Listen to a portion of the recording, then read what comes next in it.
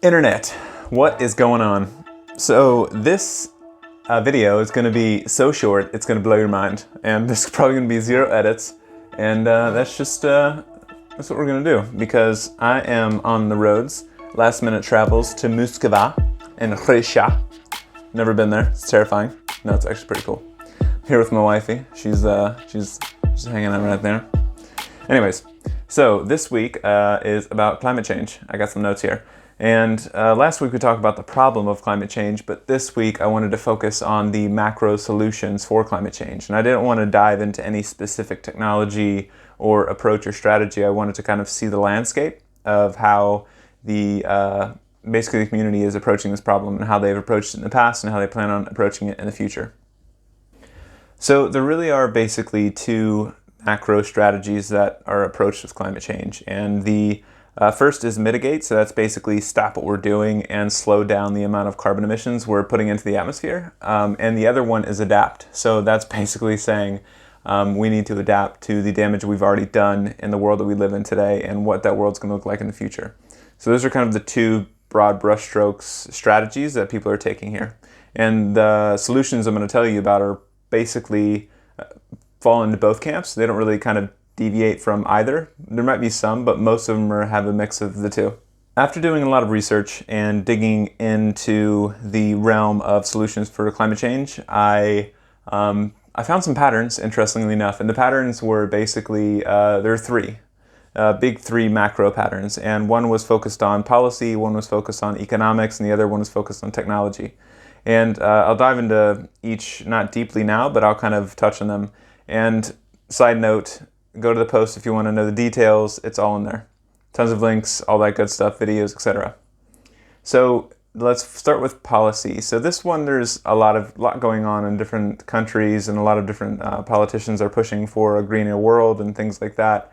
But the thing that you'll mostly likely hear about in most countries is some sort of carbon tax from the regulators on the fossil fuel industry, or in any industry for that matter. And an interesting bill, or it's not really a bill or a policy, it's kind of it's a strange write-up that they've done, but the Green New Deal, or the New Green Deal, it's an interesting thing you should look at, and it's basically the way that the United States are trying to approach basically revamping the entire infrastructure and everything around the fossil fuel industry and other industries to reduce the emissions as much as possible. And there's, interestingly enough, the lady that basically put it into place, I think her nickname's like OC or something, and she actually read the entirety of the Green New Deal to the Senate in one of her kind of standing, I don't know what it is, standing sessions. And it only took, I think, like 20 minutes, and it's only 14 pages. And she basically bashed the people that were bashing it for there being different things in it that were controversial. And even though they were labeling it as controversial, they couldn't really pinpoint what that was, because they actually didn't read the Green New Deal, and she read it to them, so they had no kind of leg to stand on, which was funny. The next one is economics. So there's 2 things in the economics piece, and that's subsidies and divestment. So subsidies, funny enough, are basically public funding being funneled through the government into different industries. And the purpose of subsidies, and they do this for a variety of things, so student loans are subsidies and other things like that. But one area of subsidies is basically subsidizing certain companies inside of a sector of an economy. And the reason they subsidize these industries and these companies is because they're so critical for the country's success, and for them to grow, and for them to sustain their GDP, etc. And sadly, subsidies are heavy in the fossil fuel industry because they're so dominant in many countries. And I think there was a study I came across that was 85% of current subsidies are being put into the fossil fuel industry, directly or indirectly. There are a lot of countries and governments that are saying they're actually going to back out and stop doing that, or they're at least going to reduce it, which is good. But still, it's a big, massive amount of money going into those groups. And the reason this is difficult is because the renewable energy providers, they don't receive as many or any subsidies. And even though that the technology has basically advanced renewables to the point where they're cheaper than fossil fuels, that didn't happen until recently. And they were fighting an uphill battle because they're competing against someone that could lower their prices due to the fact that they're receiving funding from the government. So that's one thing that people are trying to grapple with. Another one is divestment. So there's a lot of these really big banks that are investing trillions of dollars into these fossil fuel industry companies, and that gives them the ability to both scale and do a lot of R&D. And that money needs to be divested, meaning that money needs to be pulled out of those projects and pulled out of those companies and reinvested into sustainable companies and sustainable future. So that is happening. So apparently there's a website somewhere that's Divest Fossil Fuels or something like that, where they said that there was $14 trillion divested. But still that's a lot, but it's not enough, right? Because in the last video and the last post, if you would watched it or read it, you realize that we basically are out of time and we need to hurry up and basically throw everything we have at this problem. So that's economics. The next is technology. So this one's quite lengthy, and I'm not going to go through everything because there's a lot of stuff going on here. But there's really three buckets within technology. And the three buckets are renewable energies, geoengineering, and nuclear. And the different pieces have different purposes.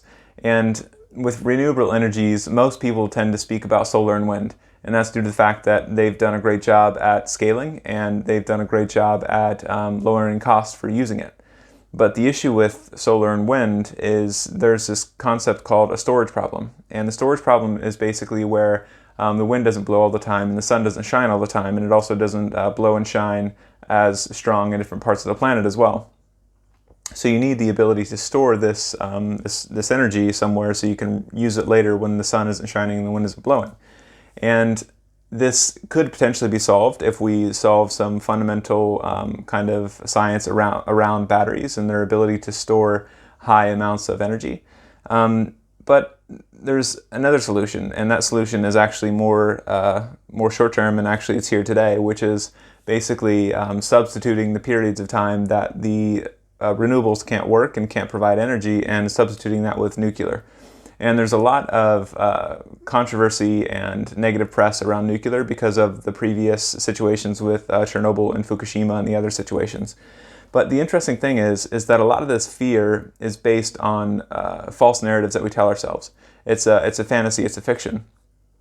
Because if you actually look at it objectively and the numbers behind it, I think it was the UN did a few studies, and I'll put a video, and there's a video in the post, but the premise of the study is basically figuring out what are the exact numbers of people that have died from direct interaction with radiation, the people that died from cancer and afterwards and things like that. And there's actually, in the Fukushima disaster, the UN study stated that there was no radiation deaths correlated to radiation. And then the Chernobyl said there was only, I think there was only 20 acute radiation deaths. And the thing is, like, if you look at the numbers and you see kind of how movies make out radiation and nuclear and the media and things like that, it makes it as if it's a big evil concept. And yeah, there are bad things that can happen, but the technology has advanced so much to the point where our ability to store the waste from these nuclear power plants has gotten to the point where it's not very much of an issue.